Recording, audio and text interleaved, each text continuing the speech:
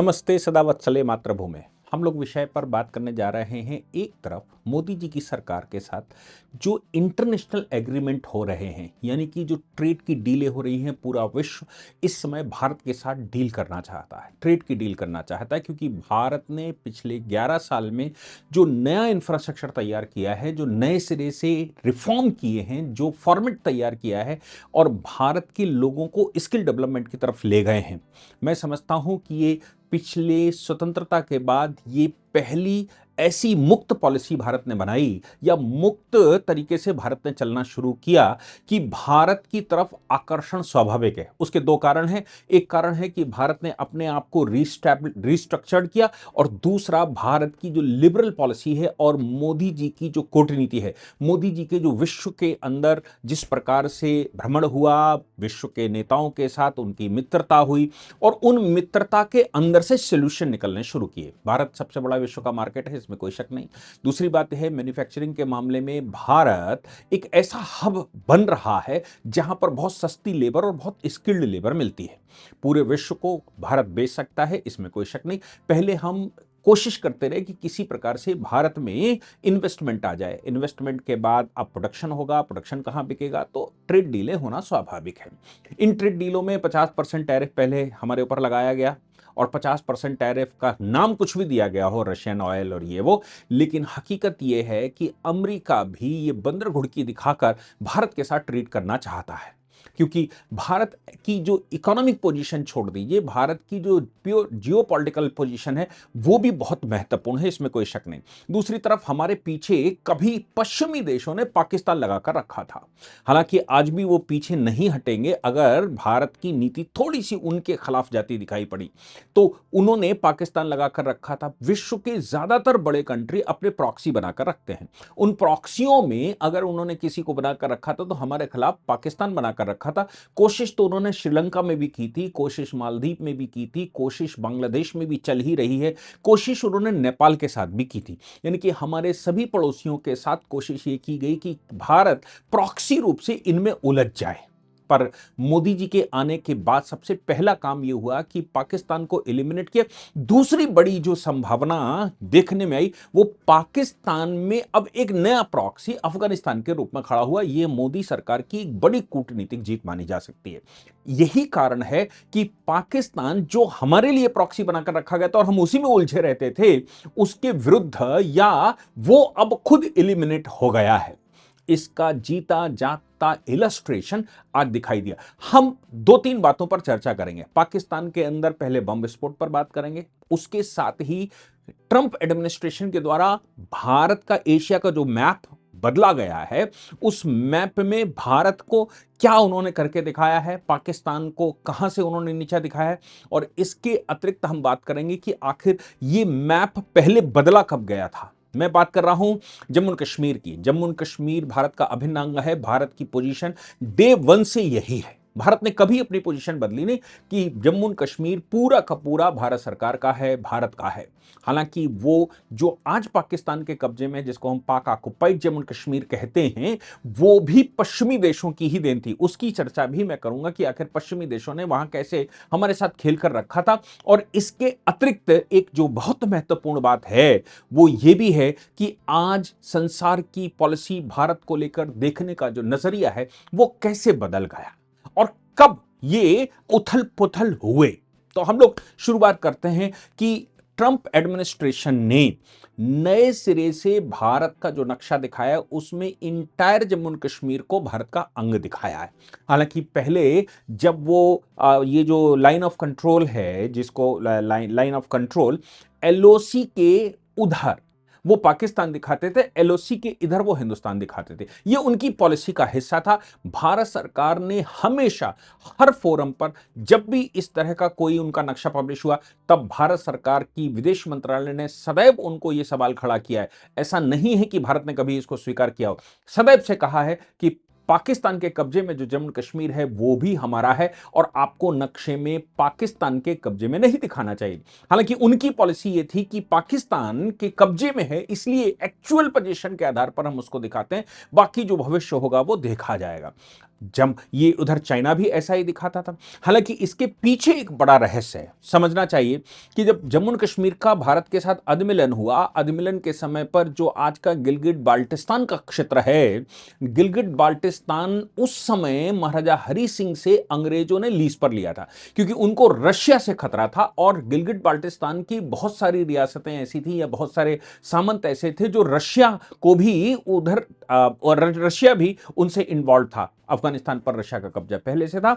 और ऐसी परिस्थिति में जो जम्मू कश्मीर का हिस्सा है, यहां मेजर ब्राउन बैठा हुआ करता था। जब अधिमिलन हुआ, अधिमिलन के बाद जब अंग्रेजी सरकार यहां से जा रही थी, तो उन्होंने उसको फिर से स्टेटस को मेंटेन किया। स्टेटस को मेंटेन करने का मतलब था कि अगर अंग्रेज मेजर वहां बैठा हुआ है जम्मू कश्मीर के गिलगिट बाल्टिस्तान के क्षेत्र में, तो वो महाराजा हरि सिंह को आएगा, और हरि सिंह को आएगा को मतलब ये भारत को आ जाएगा, वो भारत का अभिन्न अंग बन जाएगा। लेकिन ऐसा हुआ नहीं। जब मेजर घनसार सिंह को जब महाराजा ने भेजा, तो उस समय मेजर ब्राउन पाकिस्तान चला गया। उसको आना था दिल्ली, उसको माउंटबेटन को रिपोर्ट करनी चाहिए थी, लेकिन वो पाकिस्तान चला गया। और इधर मेजर घनसार सिंह जब वहां पर पहुंचे, तो वहां रसद सारी खत्म कर दी गई थी, जबकि पहले से इंफॉर्मेशन ये थी कि वहां पर रसद और बाकी चीजें हैं, आपको केवल 4 संभालना। जब इनकी सेना वहां पर पहुंची तो टेक ओवर तो हुआ, लेकिन रसद सब खत्म कर दी गई थी, यानी कि अब सर्वाइवल बड़ा कठिन था। उधर मेजर ब्राउन पाकिस्तान चला गया, और पाकिस्तान के कबायलियों के साथ नेतृत्व करते हुए मेजर ब्राउन ने गिलगिट बाल्टिस्तान पर हमला किया। हमला करने के बाद उसने ही पाकिस्तान का झंडा वहां फहराया। यह बताता है कि उस समय अंग्रेजी या पश्चिमी देशों की पॉलिसी यह थी कि गिलगिट बाल्टिस्तान, मीरपुर, मुजफ्फराबाद हिंदुस्तान में नहीं आना चाहिए, क्योंकि हमेशा जब भी भारत पर खतरे आए हैं, तब खैबर पख्तूनख्वा के दर्रे से आए हैं, उधर से ही मुसलमान भारत में आक्रांता घुसे हैं। इसलिए वो क्षेत्र अगर भारत के कब्जे में आ जाएगा, तो यह निश्चित है कि भारत सुरक्षित हो जाएगा। भारत सुरक्षित का मतलब आप समझिए, जब अंग्रेज भारत में आया था या यूरोपियंस, सभी यूरोपियंस ने कोशिश करी भारत में, नहीं, भारत इतना समृद्ध हुआ करता था। आप आजादी के समय पर, जब लुटा पिटा भारत था, आजादी के समय पर भी भारत की इकोनॉमी 6 नंबर की इकोनॉमी हुआ करती थी। लेकिन ये जब नई सरकार बैठ गई तो 11वें नंबर पर पहुंच गए थे 2010 में, हम 2012-13 में हम, वो दुर्भाग्य हमारा था। लेकिन लुटे पुटे भारत की भी 10वें नंबर 6 नंबर की इकोनॉमी विश्व में हुआ करती थी। आप समझ लीजिए कि जब 37 to 40% इकोनॉमी पूरे विश्व की भारत में हुआ करती थी, तो क्यों ना मुसलमान भारत में आते, क्यों ना अंग्रेज या यूरोपियंस भारत में आते। तो भारत को वो जानते थे कि भारत अगर अपने आप में स्टेबल हो गया तो बहुत जल्दी रिकवरी करेगा। भारत की अपनी अभिन्न सिचुएशन है, देवी देवताओं का कृपा है, और ये देवभूमि की तरह हम मानते हैं। इसलिए भारत विश्व की सबसे पुरानी अर्थव्यवस्था, विश्व की सबसे पुरानी व्यवस्था, सबसे पुरानी सिविलाइजेशन होने के नाते, और हिंदू सबसे पुराना धर्म होने के नाते भारत बहुत जल्दी रिकवरी करेगा। यही कारण था कि उस समय पश्चिमी देशों ने यह तय किया कि प्रॉक्सी के रूप में इंडिया और पाकिस्तान आपस में सामने रहने चाहिए। और उसी समय नेहरू जी गलती करके यूएनओ चले गए। यूएनओ ने सीज फायर घोषित कर दिया। सीज फायर का मतलब था गिलगिट बाल्टिस्तान, मीरपुर, मुजफ्फराबाद पाकिस्तान के कब्जे में, जो मेजर ब्राउन करवा कर गया था, और इधर बाकी हिस्सा हमारे पास। हाँ, वो हमारी गलती रही, क्योंकि महाराजा हरि सिंह लगातार ये कहते रहे कि सेनाओं की कमांड मेरे हाथ में दे दो, मैं अपने हिस्से को वापस ले लूंगा। तब नेहरू जी उनको जवाब देते रहे कि तुम अधिमिलन कर चुके हो, इसलिए तुम्हारा कोई रोल नहीं रहा, अब भारत सरकार करेगी। और परिणाम हमने सबने देखा। वो तो केंद्र की सरकार जब मोदी जी के नेतृत्व में आई, तो 370 नाम का एक बड़ा कलंक उन्होंने हटाया। मुझे भी सौभाग्य काम करने का सौभाग्य उस पर मिला। लेकिन बात यहां तक रुकती नहीं है।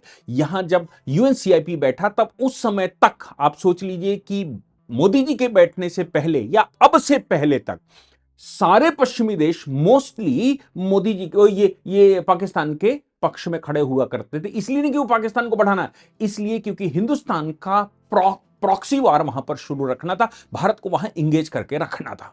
मोदी जी आए तो मोदी जी ने पूरे विश्व को कन्विंस किया, 370 हटाया, और जो वो कर सकते थे बिना हिचक के उन्होंने किया। तभी तो हमने कहना शुरू किया, मोदी है तो मुमकिन है, निर्णय लेने में सक्षम है, और जो निर्णय ले सकता है वही हमारा नेतृत्व कर सकता है। जो निर्णय नहीं ले सकता वो हमारा नेतृत्व नहीं कर सकता। इसलिए भारत अक्षुण्ण रूप से मोदी जी को हर बार चुनता है और विजय पर विजय दिलवाता है। इसके बाद जब यह सिनेरियो बदला विश्व का, तो आप समझ लीजिए कि पाकिस्तान को सीधी मदद अमेरिका ने देनी शुरू करी जॉर्ज बुश के टाइम पर। आपको याद होगा जॉर्ज बुश के टाइम पर जब ये इराक वॉर चल रहा था, उस समय उन्होंने पाकिस्तान को कॉन्सेंट्रेट किया। उसके बाद जॉर्ज डब्ल्यू बुश ने भी उन्हीं पर कॉन्सेंट्रेट किया। ये अफगानिस्तान पर जब कब्जा किया अमेरिका ने, तब भी पाकिस्तान को उन्होंने मदद करनी शुरू करी। आतंकवाद के विरुद्ध के नाम से पैसा देना शुरू किया और पाकिस्तान ने जिहादी और लड़ाके बनाने तैयार करने का ठेका ले लिया। इसके बाद वो पूरे विश्व में सप्लाई करने लगे। आतंकवाद की परिभाषा मोदी जी ने बदली और आतंकवाद स्टेट स्पॉन्सर्ड टेररिज्म नया शब्द इस्तेमाल किया और ये कहा कि इन स्टेटों को टेररिस्ट स्टेट घोषित किया जाना चाहिए। यूएनओ में बात करनी शुरू करी। अब आज की तारीख में भारत की यूनिक पोजीशन होने की वजह से एक चीज तो तय हो गई कि जो पश्चिमी देशों ने पाकिस्तान को जिहादी तैयार करने की ट्रेनिंग दी थी और पैसा दिया था, उससे जो तैयार हो गए वो तहरीके लब्बैक पाकिस्तान जैसा उन्होंने कल किया इस्लामाबाद में कि वहां 70 लोग मारे गए। अभी तक की सूचना है 70 लोग तो तत्काल मारे गए, 150 अभी घायल हैं और जुमे की नमाज के टाइम पर किया गया। तहरीके तालिबान पाकिस्तान का कहना यह था कि, या फिर तहरीके लब्बैक पाकिस्तान, इनका कहना यह था कि सैनिकों ने 24 लड़ाके उनके मार दिए। इसके परिणाम में उन्होंने मस्जिद में बम फोड़ दिया। पहले एक व्यक्ति गया, उसने वो मशीन गन चलाई और उसके बाद उसने आत्मघाती हमला कर दिया और बड़ा मातम पसर गया अल्लाह के नाम से। तो आप सोच सकते हैं कि जो लड़ाके उन्होंने तैयार किए थे, जो पश्चिमी देशों ने उनकी मदद की थी, आज वो हमारी मदद कर रहे हैं। हमारी मदद से मतलब पाकिस्तान के अंदर ही वो इतना ऊधम मचाए हैं कि पाकिस्तान स्वयं में समेटना मुश्किल है। एक तो ये हो रहा है। दूसरा, ट्रंप एडमिनिस्ट्रेशन के साथ जैसे ही हमारी 18% की डील हुई, इस 18% की डील के पीछे यह भी समझना चाहिए कि एशियन कंट्रीज में सबसे कम टैरिफ भारत के ऊपर है और विश्व के जो उनके सबसे फेवरेट कंट्री हैं उनसे भी कम टैरिफ भारत के ऊपर है।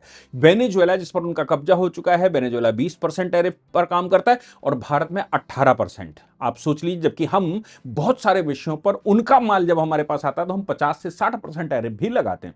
डील हो गई, अच्छा हो गया। अमेरिका को भारत का मार्केट, भारत को अमेरिका का मार्केट, यूरोपियन यूनियन के साथ डील हो गई, ये भी अच्छा है। अभी मलेशिया प्रधानमंत्री का दौरा है। मातार मोहम्मद कभी खड़े हुआ करते थे 370 के पक्ष में, यानी कि पाकिस्तान के पक्ष में, तब मलेशिया को औकात दिखाने का काम भारत सरकार ने उस समय किया था। उनका जो ऑयल है, जो ऑयल सप्लाई यहां पर होती है, चाहे हम वो खाने वाले ऑयल की बात करें, उस पर भारत सरकार ने अपने यहां धीरे धीरे अपने को सेपरेट करना शुरू कर दिया था। ऐसा कहते हैं उनके ऑयल सप्लाई में 80% भारत में आता है।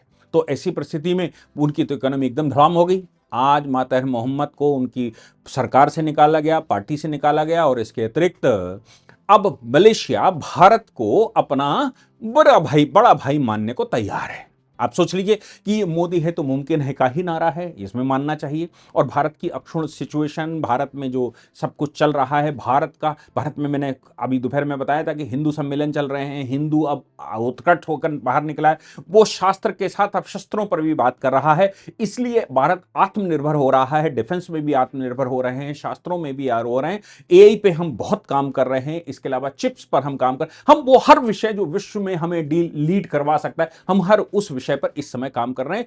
लेकिन उससे पहले पहला काम हमारा इंफ्रास्ट्रक्चर बनाना था। अब बुश एडमिनिस्ट्रेशन का जो डिसीजन पाकिस्तान को लेकर था, जिसमें वो एलओसी दिखाया करते थे, पाकिस्तान उधर और हिंदुस्तान इधर, उन्होंने अब जो नया नक्शा पास किया है उसमें संपूर्ण जम्मू कश्मीर भारत का अभिन्न अंग दिखाया है।